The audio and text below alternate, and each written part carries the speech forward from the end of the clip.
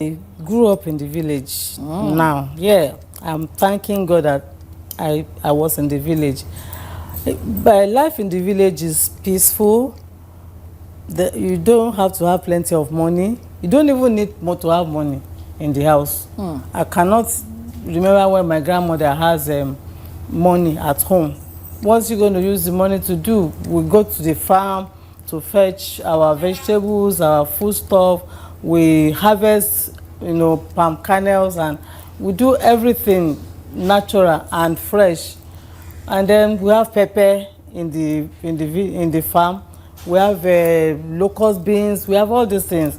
So it was very peaceful for me as an individual, and we didn't need to worry about what we were going to wear, or apart from Sundays, that we had only one attire that we wear to church on Sundays. And we didn't need money, we didn't need cars.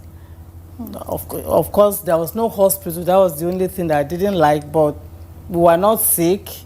I was wondering, like about last week, if at that time there was malaria, because I'd never experienced malaria back in the village, and yet we were sleeping outside in the mosquitoes. Do you understand? Also, until I got to Lagos, I got to know about malaria, about all these other diseases that people. We were not sickly as villagers as we were. We have a guest here. We have another guest. Come. Oh. Okay. She's found her cool spots there. Yeah. Yes. As local as we were in the village, we had peace. There was even no electricity, and so we didn't life feel it. was basically simple and free for you then. Very peaceful. Yeah. Now, was that why you decided to branch into herbal medicine? Because I'm wondering, you trained, at Pittman's College, you were a secretary, you also became the, I think, special assistant to the chief executive at the defunct Societe General Bank, and then, boom, herbal medicine. Well, because I grew up in the village and there was no hospital, and my grandmother had to go to the bush to go and fetch leaves to cook for us. If any of us had temperature, growing up, syndrome for children, yes. Maybe temperature, occasional vomiting, diarrhea, and stuff like that.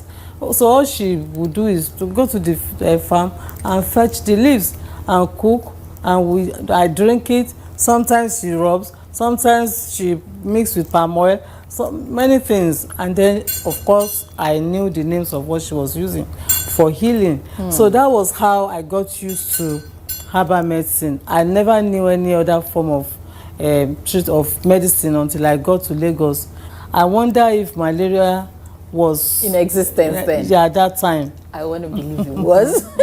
I want to believe it was. So your grandmother that you speak so fondly about, did she just have a basic knowledge of roots and leaves, or she was a practitioner of herbal medicine? Everybody in the village of that age, I believe, had basic knowledge of medicinal plants, because that they had no idea of other treatments. So everybody that lived in the village at back then, at that age, especially in Ogun State, must have knowledge of medicinal plants. You have no choice. There is no other treatment. There is no other medicine. So, and then they transfer it from generation to generation. This is maybe her own grandmother, her own mother identified those plants for her, and then she was able to tell me, or they won't say this is this plant, but they will send you on errands to the farm, to go and fetch ewejiri, go and bring cocoa leaf, go and so, and then they will ask you to cook it. So by doing that, you're learning, you get used to it, and then if you need the thing, you just go there, or if you're on your own and you are no longer in the village, because it became useful to me when I came to Lagos. Thank God I lived in the village. By the time I came to Lagos, life in Lagos was a little bit scary for me. too much noise everywhere, too many diseases that I've not heard of, and everybody was using the other form of medicine, which I had no idea at that time. Orthodox medicine. The orthodox medicine, those who are using it, some of them were not, well, some were getting better, some were not getting better. So those that were not getting better, I used to introduce them to medicinal plants. Why don't you go and buy a bowl of this? I'll write it for them. Buy away this, buy away from Ilewe almost. You understand? Some of them obeyed, they bought and they drink and they were okay. Some, I don't know, you understand? Yes. So it helped me to settle down in Lagos. Now, even though you moved to Lagos, you know, because as a result of your marriage, you trained as a secretary. Yeah. And I'm sure that, you know, you would have found it a comfort zone for yourself, practicing what you trained for. How come you decided to leave it, to now come into herbal medicine, even at that time? I trained as a secretary, and actually I was working with Society General Bank. It was Dr. Olushola Saraki that employed me, and I later started working with Dr. Bukola Saraki. I actually lived with them, you understand, in their house. So I would say that mommy and daddy and that family, I belong to that family. They brought me up, and I was a good staff to them all those years. But in the bank, people were falling sick. They will fall sick. They will go to hospital, collect all these medicines. They were not getting better. Where did you get all this from? Okay, go and buy away this. I used to prescribe medicinal plants for them. For some of them, they don't know where Ilewe store is. So I just decided to go to the store and then buy for them. Or sometimes I look around for what you can find. What I can find, because whatever disease you are suffering from inside a particular house, the medicinal plants you need to heal with is out there. So yeah, that's what I've heard. That's what I was told. That there's always something to heal you in your surroundings. So sometimes I look around. If I find the plants there, I take it. Or sometimes I go to the market and buy for them. So some of them started taking these things, probably in combination with the orthodox medication, and they were getting better. So from that time, I found it easy to tell. I wasn't selling anything that time, to say, okay, take this, take that. And things were getting better for them. But there was something in me that used to tell me that you can't continue to be something behind the typewriter all your time. But I saw that daddy was always giving money out to everybody, to this, that. It was a very... That's talking about Dr. Olushola Saraki of blessed memory. So sometimes when I would need help. I'll feel pity for him to go again and add my own to the already plenty of people they were looking after. So I needed to earn extra income. You understand? I needed to do something for myself, and I needed to just start something. I liked my profession, but I wanted more than that. So I branched out on one of my yearly vacation, and I started selling puff-puff on the street of Awolowo Road. Yes. I wanted to support my husband. My husband was a young engineer at that time, and I had vision of how I want to bring my children, how I want them to grow up, which school, that because I grew up with the Sarakis, that exposure, you know, actually helped me. Yes, exposed me to that my children must have good education. So I needed to earn extra income to support my husband, to train my children, and to relieve my boss of my own burden. And that's how I find myself in herbal business. Okay. So it was the need to do more, to have a better life, because you had an idea of what you wanted your life to be like. But tell me about this puff-puff story, because that's something that I find really intriguing. I wanted to start a business. I didn't have the money. I my boss didn't want me to go because I wasn't suffering from anything, money or anything. No, they had it. Didn't lack anything. I didn't lack anything they were giving me. But I needed to start something, and there was no money. So let me go and raise money. So I went on the road of Awolowo Road. I cleared the place and then put pop-off, bought flour and the yeast and everything previous night, and then put pop-off in the morning as soon as I dropped my children in school. Okay. And then I will resume there. The thing is still there. I'll fry the pop-off to the go-slow people on Awolowo Road. And then they were buying it and I was selling. I actually sold a lot of, I made money from the pop-off selling. So, and within a week at that time, I made about 24,000 naira. I'm talking of in the 90s. 24,000 naira. In a week? Yes, in the 90s was a lot of money. We didn't have that much at that time. My husband didn't like it. I didn't want to tell my boss because obviously they would think that they didn't want me to leave. But they heard later that I was selling the purpose and they didn't like it. They didn't like it. They didn't stop my salary at the bank for almost like a year plus.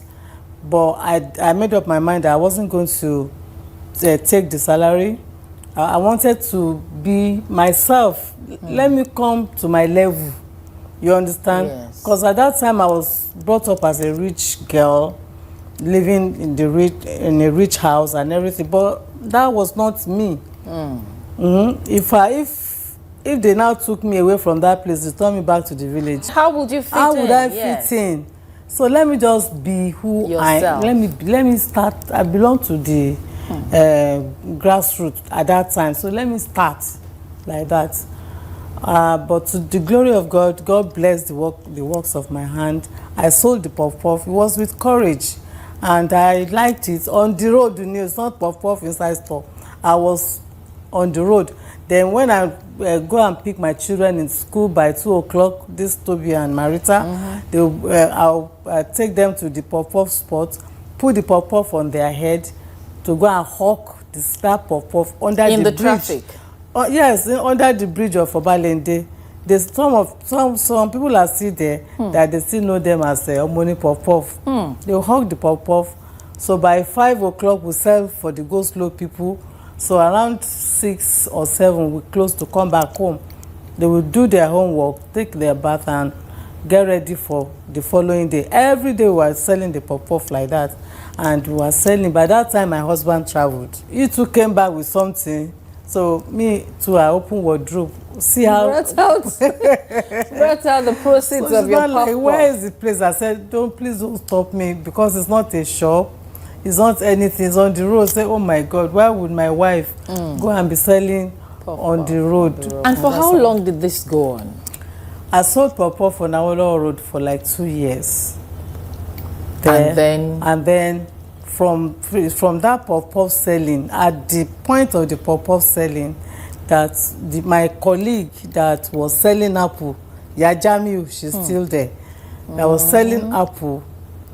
Well, maybe one of the children will fall sick. I'll bring agbo, give to them. And there was a particular day somebody had an accident on that road, on Awolowo Road, towards School of Nursing side.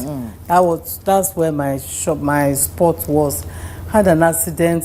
The driver ran away, and she was a small girl. Nobody was ready to attend to her. You know the rule of you can't getting a police report. And I knew how to actually stop the bleeding with medicinal plants. I looked around and how to actually resuscitate, at least do some what they call CPR now. So I said, well, if I perish, I perish. I don't care even if they now have to take me and lock me up, that it was me. Let me save this small girl's life. So I went there, did whatever I needed to do, carried her to the Army Hospital. Okay, Creek Hospital. Hospital there. And then they took her from me and then they treated her. So all these treatments were going on. The puff-puff buyers knew I had knowledge of medicinal plants. When they come, they share lagbo jedi. Oh. do you have agbo for hemorrhoids? Yes. Do you have medicine for backache? Do you have? So I was doing it for them about no cost, because I didn't even know that I can. You could make money. I can make money from. I did not have idea, because medicinal plants are there. I know them. It's not for me to just go and pluck it, prepare and give to people. So I did that a lot for so many people until federal government of Nigeria, maybe they found me out, sort of. They sent, that's Nigerian College of Natural Medicine. Okay. They paid under the Ministry of Science and Technology. So I think they heard about what I was doing under the bridge in our spot. And then they came visiting. That at that time they wanted to start development of herbal medicine. I had no idea of what they were saying, but it's okay. They needed me to come and identify some plants for them. They were writing some books. So I followed them. When I went to the place, I saw people wearing coat and tie. And all they were talking about was about pawpaw leaf. I said, so all this my plants in the professors, so they wore coat, tie, everything. They sat down inside air conditioner. I thought it was something else they were going to talk to, you know. Doing. Then they were talking about plants that I thought they were just common plants. I didn't know that they have become important. I saw cloves. The important personality here. Do you understand? Yes. I saw so many things there. So I agreed to identify the medicinal plants for them. The professor that came was Professor Adewo of blessed memory. Now, so I agreed to, so they took me to some forests and then started identifying the medicinal plants, started telling them their uses and so on and so forth. Now, having started herbal medicine practice, you were invited by officials from the Federal Ministry of Science and Technology, and that was what gave rise to your practice. Yes, from that point, that exposed me to the practice. They sent me back to school to go and read about natural medicine. Yes, you had the knowledge, you know about the medicinal plants. What about the science behind it? Yes. I said, there is science behind that book. Okay, I was ready. And since it was like a scholarship for or you. something, so I went back to their school and they taught me a lot of things. So thank God I went to that school, Nigerian College of Natural Medicine. That gave me the exposure to the science behind my knowledge of all the various medicinal plants that I knew, and it exposed me to the world, and I found myself advocating to, for saying things like nature heals, proving it, you understand, and by going on with that advocacy, of course, thanks to NTA at that time also. I would say that I'm NTA's baby. They were not allowing me to rest. You know, they were always coming to ask me questions about these new things that I've found, and that exposed me to the world to the extent that WHO sought me out and appointed me as an expert committee member on development of African traditional medicine, which took me to around the world. I find myself whining and dining with presidents of nations because of this our medicinal plants. Some people tried to discourage me, but I persisted, and I pioneered all that. To the glory of God, it's not just me. Yeah. I think God just used me anyway to separate the fetish beliefs from the medicinal properties in medicinal plants. Because even the federal government also appointed me as the Secretary General. They made us to form a pioneer body for our practice. Herbal medicine. About herbal medicine, and they appointed me as the pioneer secretary general. It was actually President Olusegun Obasanjo that insisted that it must be me. That exposed me more and more to the practice, and it made me to know even more than I ever imagined. And it also helped the business, the practice now as a business to expand, because people were coming and they were getting healed, and it was more of like I was used. I would say that nature decided to use me. Use you. I know that at that time, yes, you were a pioneer of several, and you didn't have any forebears that you could be looking up to, that this is how they did it, this was how it was done by them. You were just operating based on the knowledge that you had. How easy or otherwise was it for you, knowing that, okay, there is no guiding light, there is nobody there that I'm seeing as a precursor to what I'm doing, and you were just like thrown into the ocean of herbal medicine in Nigeria like that? How was it for you, easy or otherwise? That was why I always say that the federal government played a very good part, played a very good role in the development of African traditional medicine in Nigeria. Also WHO. So they took me in, and then with what I was telling them, they started formulating policies. You know, we started talking about how to develop it, the dosage we are still going to talk about, how to the preparation, the packaging, you know. So, and then we formulated almost everything, almost all the templates people are using in the world today, all over the world. I happen to be the practitioner in the field that they were using in Africa. I happen to, yes, some professors of medicines, of natural medicines were there, researchers of herbal medicines were there, and so on and so forth. People who have written books, but they were not the practitioners. I was the practitioner. I was in the field. So they needed